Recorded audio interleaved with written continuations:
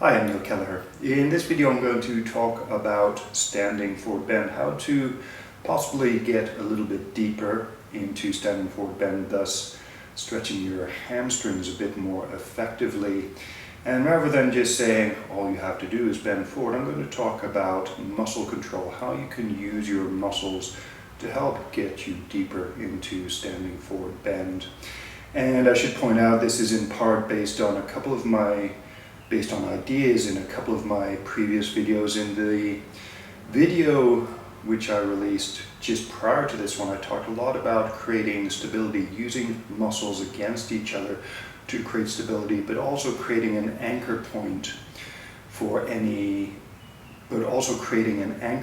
so that muscles can activate effectively. So I'll talk a little bit about that, about anchoring muscles, about creating stability, all in the context of standing forward bend, and using the idea of anchoring and using muscles against each other to make standing forward bend a bit more effective. And I also may give a mention on what you can do in seated forward bends. Let's get started. If ever you've done Ashtanga yoga or maybe even Iyengar yoga, more often than not, a standing forward bend is done grabbing the big toes, or, a little bit tight, or with the hands under the feet like so.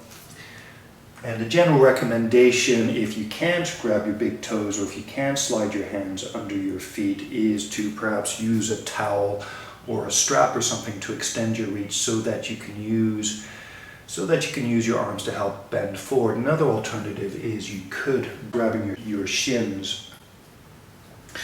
And when I was first learning poses like that, so we never did anything like just bending forward with the hands free. But when I was first learning this, I learned different options for, say, using the arms in let's stick with the big toe pose, padangusthasana. Padangusthasana!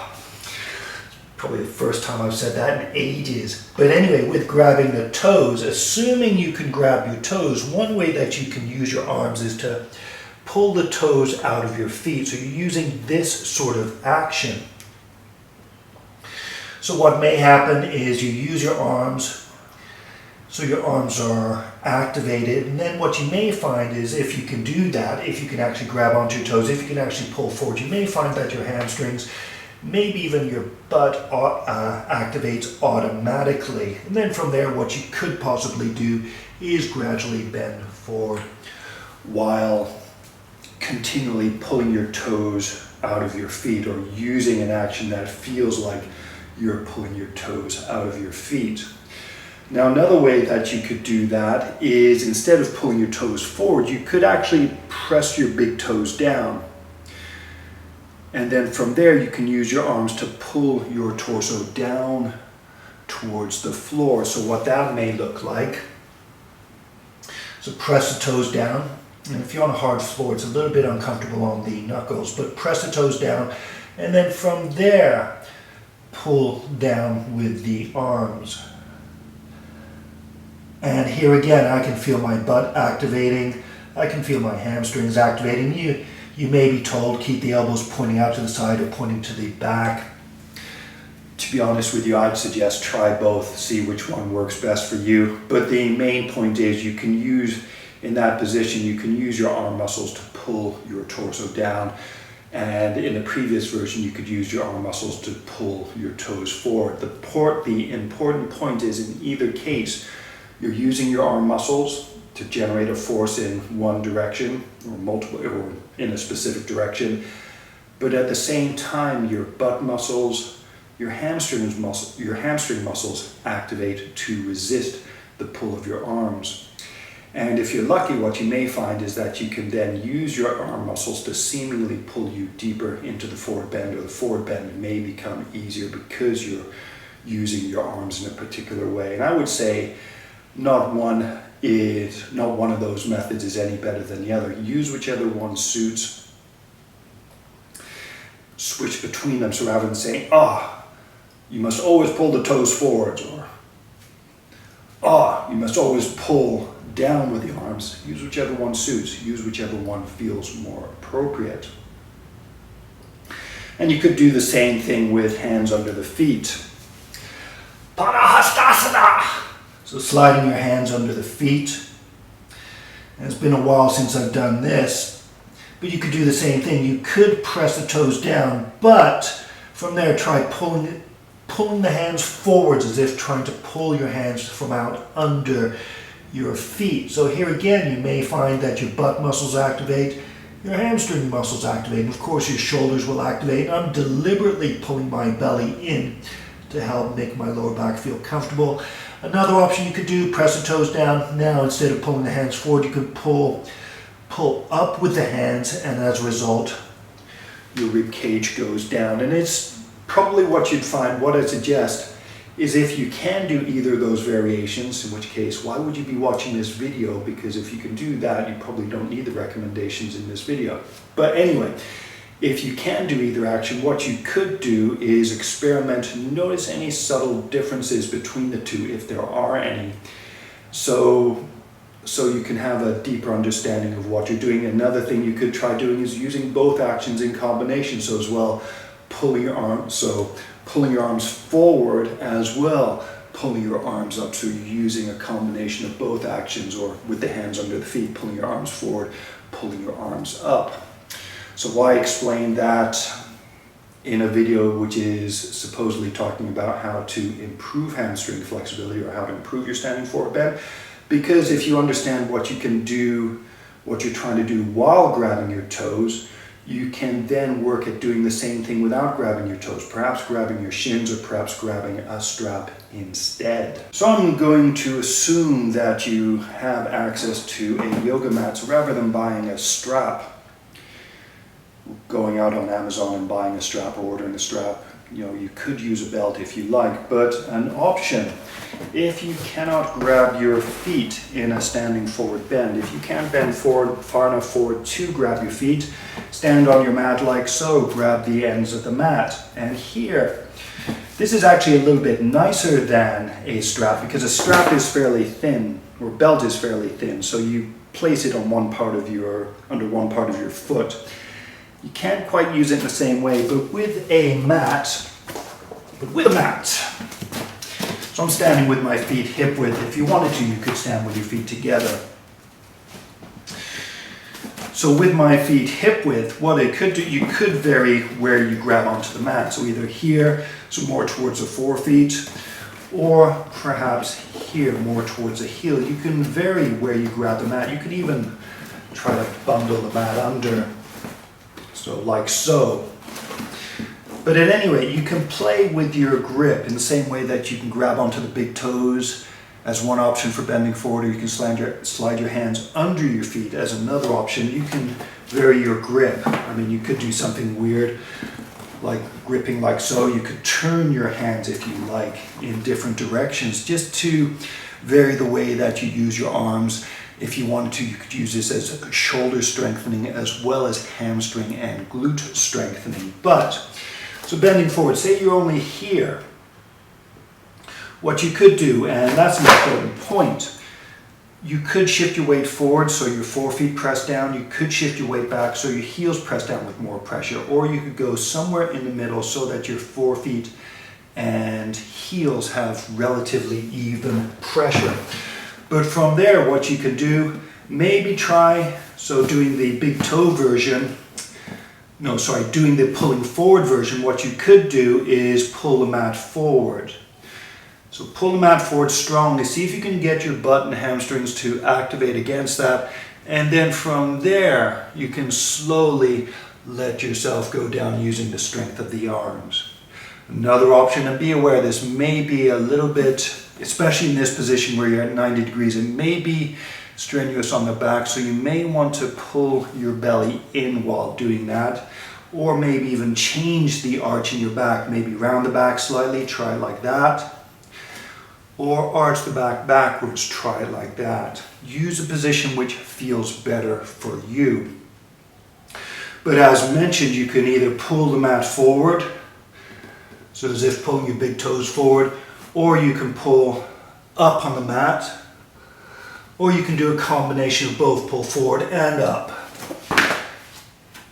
Using your arms against the strength of your butt and your hamstrings. So an important idea, and this is something I may have talked about in previous videos or not, but it's something to bear in mind, is that muscles, when a muscle activates, it can either stay the same length, so you get a static contraction, what's it called? Isometric contraction. You can also, and this is the way we tend to think of muscles activating, a muscle can activate and shorten. So for example, so here I'm activating my bicep and shortening it against imaginary weight. But a muscle can also lengthen, and this is called eccentric contraction. I tend to think of it as a muscle can activate and lengthen. A muscle can activate and shorten, a muscle can activate and stay the same length. A muscle can activate and do any of those things depending on what you choose to do. But as an example, in a squat, so in a squat, if you lower down, you could be lengthening your quadriceps muscles, your vastus muscles. So to control the squat, you can activate your vastus muscles, and then as you lower down your vastus muscles, these muscles here are slowly lengthening, but they're active, helping you to control the descent. Could use your butt muscle. So when you bend your hips forward, the butt muscle lengthens. So going down in a squat with control, you can use your butt muscle, allow it to slowly lengthen while being active so that you control your descent into a deep squat. You can then contract your butt muscle or contract your vastus muscles to lift you out of a squat. So that's an example of how you can use muscle control, slowly activate, lengthening muscle while active to lengthening muscle while active, and then shortening muscle while active. So actively shortening muscle, actively lengthening muscle to control both directions of a movement, either stretching or contracting. So in the forward bend, so say for example you haven't got a mat, you could grab onto your shins, the hair of your thighs. But you could grab onto your shins, and then from there, create a downward pull with your arms or a forward pull. So try to do it in such a way that your butt and your hamstring muscles activate, even your calf muscles to help anchor your hamstrings. From there, you can then use your arm muscles to pull down. So you're using your arm muscles against your hamstrings and your glutes. So your glutes and your hamstrings are slowly lengthening while active as you stretch them. So in a squat, you could be stretching your glutes while they're active. You could be stretching your quadriceps while you're active. In this case, you can be stretching your butt and your hamstrings while you're active, using them not just against the weight of your body, but using them against the strength of your arms. So an important idea is anchoring. So if you're going to use the hamstrings, if you're going to use the butt, if you're going to activate them, how do you anchor them? One possibility, so you have the gastrocnemius muscle, which is a calf muscle which attaches from the heel, extends up the back of the lower leg, crosses the back of the knee to insert in the bottom of the femur inside the hamstring tendons. So when the gastrocnemius is active, the tendons, the upper tendons of the gastrocnemius, they tighten, they push out against the hamstring muscles, thus adding tension to the bottom of the hamstring muscles, both the outside and the inside, assuming both halves of the gastroc are active. So assuming this is active, that can add tension to the bottom of the hamstrings, and that can be used to effectively anchor the hamstrings. Another point is the hamstring muscles attached to the top of the fibula, which is the smaller bone of the lower leg bone. So fibula, the tibia is the bigger weight-bearing bone. So another point is the hamstrings attached to the fibula. So for the hamstrings to be anchored, you may need to, I would suggest you have to have a downward pull on the fibula in order for the biceps femoris and the biceps femoris short head and biceps femoris long head, in order for them to activate effectively. The fibula has to be anchored. And how do you anchor the fibula? By creating a downward pull on it. How do you do that? By activating the feet, perhaps rotating them outwards, but actually creating a downward pull on the fibula via peroneus longus, which attaches here, and peroneus brevis, which attaches around about here. And they attach in slightly different ways to the feet, but you can use those muscles and you can tell if they're active just by looking. You can see the racing stripe, but more importantly, you can feel it activating when you get a downward pull on the fibula. So that I would suggest is an important part of anchoring the biceps femoris, the hamstrings. Create a downward pull on the fibula, activate the gastrocnemius, and as well, if you're trying to use the gluteus maximus to help resist the forward bend, you need to resist the gluteus maximus, and part of that attaches to the IT band, which runs down the side of the thigh, which attaches to the top of the tibia, just in front of the fibula. So how would you anchor that? Maybe by having a slight, because when the glute max activates, the superficial fibers of the glute max activates, they attach to the IT band. They'll cause so here, standing upright, they'll cause more of an external rotation on the lower legs, likewise with the biceps femoris. As you bend forward, it's not so much going to be an external rotation, it's just going to be a pulling up. So the rotation aspects for activating gluteus maximus may not be so important unless you're considering the deep fibers of the gluteus maximus, which externally rotate the femur but also extend the femur at the hip joint. So this is where feeling your body becomes a bit more important rather than just going by a recipe. Do this rotation or do this. If you can feel your muscles while you're using them, you can do whatever adjustments you need so that you can do things like activate your butt, activate your hamstrings, and then use those against the strength of your arms to resist the forward bend even as you lengthen them deeper into a forward bend. And that goes on to my next important point. Gee, Neil, you seem to have a lot of important points. That's because they're all important. So yeah, important points or points. Hopefully what I try to do is pass on information that is useful and relevant, and hopefully I present it in a way that you can use it, or not, we'll see. But then, that too can be a process, learning how to explain things effectively, learning how to do things effectively. So talked about using the arms against the butt and the hamstrings, or using the butt and hamstrings against the strength of the arms, and keeping these muscles active, gastrocnemius as well. So actually, sorry, let's continue with that because I didn't finish talking about that. So grabbing my friendly mat again. Actually, let's do that without the mat. So let's say you are flexible enough to grab your big toes or slide your hands under the feet. One of the things that you can do if you activate the big toe, if you resist it against the strength of your arms, even if you resist it while pulling your arms forward, you may be able to feel your calves activate. But if you can't feel your calves activate, one of the things that you could do is shift your weight forward so your forefeet press down.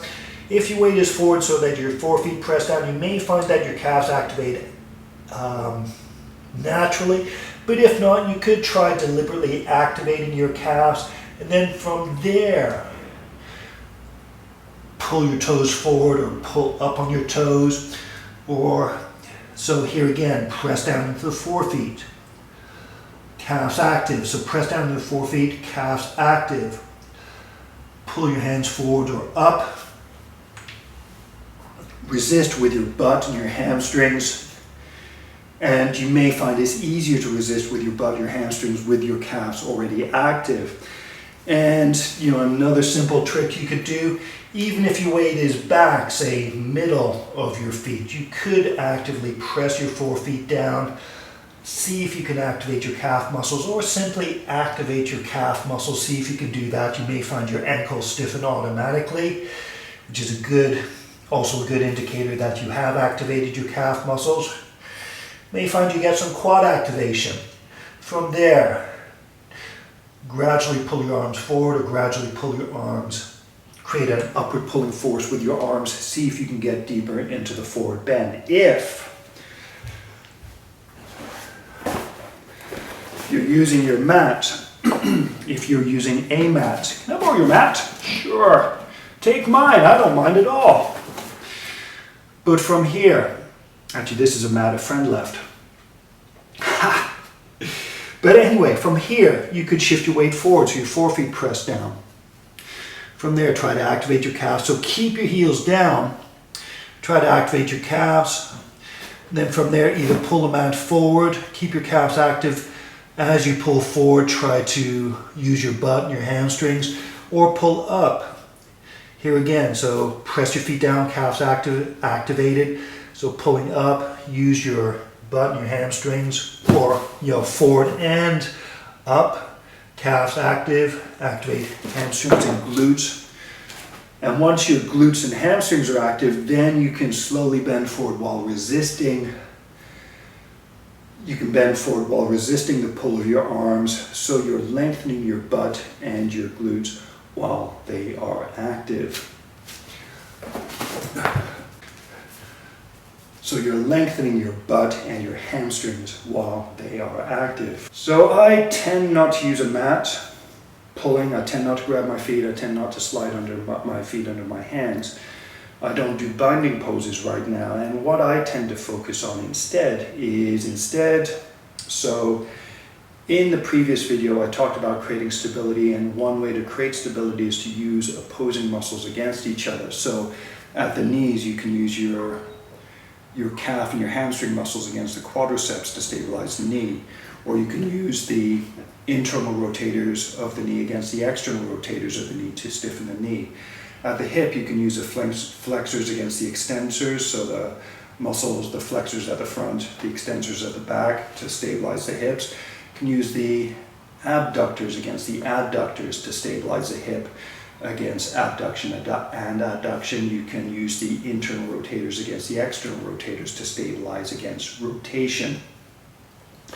Basically, you can use muscles against each other. The important point, and I talked about this with respect to the spine, is that you can use muscles against each other in any position of the hip. So say, for example, with the spine twisted, you can use abs against spine erectors. You can use side muscles against side muscles to stabilize in the twist. You can use right rotators against left rotators to stabilize in any rotation. In the same way, in a forward bend, you can use your knee flexors against knee extensors. You can use hip flexors against hip extensors against each other, keeping the knees straight. You can use the hip flexors against the hamstrings and the glutes to try and use, so instead of using your arms, use the muscles at the front of your legs to pull you deeper into the forward bend. And you can use those same muscles to control yourself as you come out of the forward bend. So yeah, that's basically the secret. If you want to do a forward bend, can use your arms, use muscle strength against muscle strength. That's basically the ingredient, using muscles against each other. Understanding that muscles require an opposing force against which to activate. That opposing force can come from other limbs, it can come from external weight, it can come from, it can come from body weight. So for example, if you're fairly heavy and you're not very flexible, you can use your hamstrings and your glutes against body weight, maybe with your arms forward. But you can also use muscles against each other, and it becomes a little bit harder. So one of the challenges in something like a forward bend, and I talked about this in a previous video, muscles have an optimum length within which, an optimal range within which they can activate effectively. If a muscle is stretched too far, it becomes harder to activate. If a muscle if the distance a muscle spans has become short, as in a forward bend for the hip flexors, it becomes harder to activate. And so you could think of flexibility training as one aspect of flexibility training is teaching muscles to activate in the lengthened state or in the shortened state, teaching muscles or training muscles to activate in those two end ranges, either stretch far or shortened.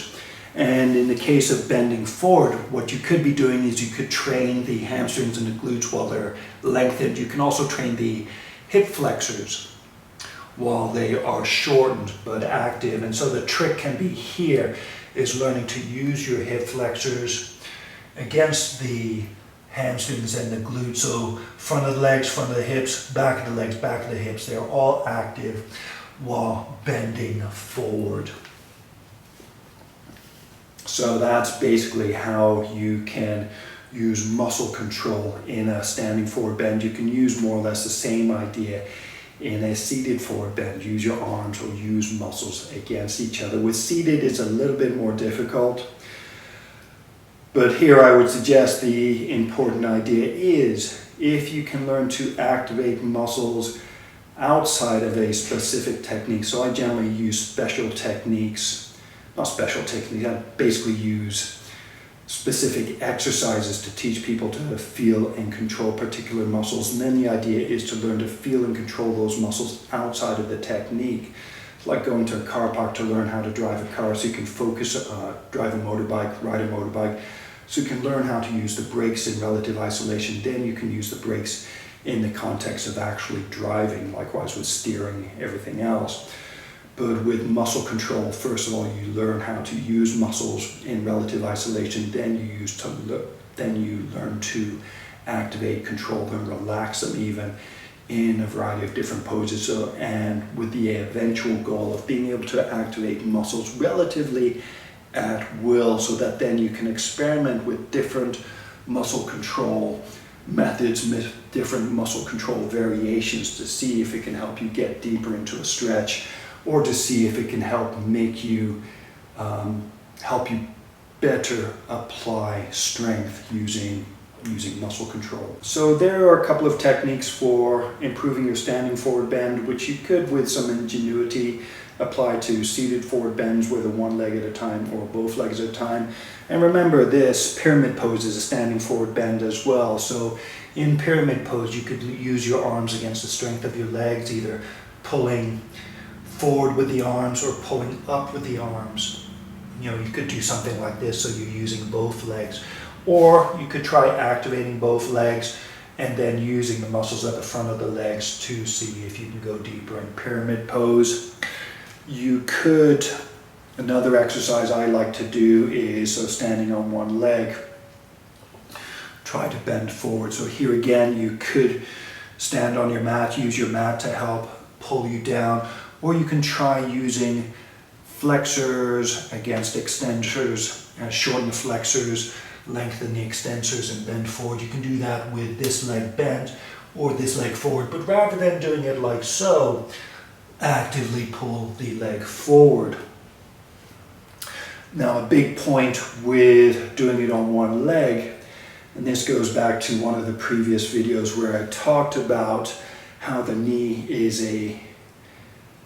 does have the ability to rotate. I said the knee rotates so that it can transmit torque from the foot to the hip and from the hip to the foot. So if you understand that the knee rotates, and if you understand that the shin can rotate relative to the foot, the thigh can rotate relative to the shin, really slight, but it is perceptible and it is controllable. And of course you should understand or understand that the hip can rotate relative to the femur. Standing on one leg, one of the things that you have to stabilize against if you want to get any sense of control is you have to stabilize against rotation. And it's one reason why I like to do standing on one leg poses. So doing a standing forward bend, some of the things that you can consider are, first of all, your foot. Stabilize your foot, your ankle against internal and external rotation so that your shin is rotationally stable. Then from there, your shin is rotationally stable, so it can act as an anchor for the muscles that cross the knee and attach to the femur. And in turn, it can act as an anchor for the muscles that attach from the shin to the hip bone. So you get femur rotational stability and a bit of hip stability. From there, you can directly activate the internal and external rotators of the hip joint so that the hip is stable. And from there you can then use the flexors and extensors against each other to go forward in the forward bend, or you can use your arm muscles against your back of the leg muscles to go deeper into the forward bend. Another scenario is to start with the hip. Stabilize the hip against rotation first. That effectively unifies the mass of the femur and the hip bone, so they act as a stable anchor point. From there you can use the long hip, you can use the muscles that cross the knee to stabilize the shin, so you're stabilizing the knee against rotation. You can also use the muscles that attach from the hip bone to the outside and inside of the lower leg bone to stabilize the hip against the shin, again controlling rotation. From there, the muscles that attach from the lower leg to the foot have a stable foundation to stabilize the foot against rotation. So there you've got rotational stability. And from there, if you control all of that, if you can feel all of that, you can then try bending forward. Whoops. Using your extensors and your flexors against each other with relative impunity. But anyway, that's my take, or that's a little bit of my take on improving standing forward bend, improving flexibility in standing forward bend. Hopefully it was helpful. Please check out the links if you want to find out more about proprioceptive muscle control. So that's basically about learning to feel and control muscles so you can learn to use them without thinking in various poses. So not just standing forward bend, but a variety of different poses. So it's about learning to feel things like hips, knees, and ankles, learning to feel and control rotation, but also learning to feel the various muscles that cause those actions and learning to control those, and just playing around with different activations so that you can figure out for yourself what on any given day is the best activation that helps you do whatever it is that you're trying to do. Anyway, thank you very much for watching. Namaste.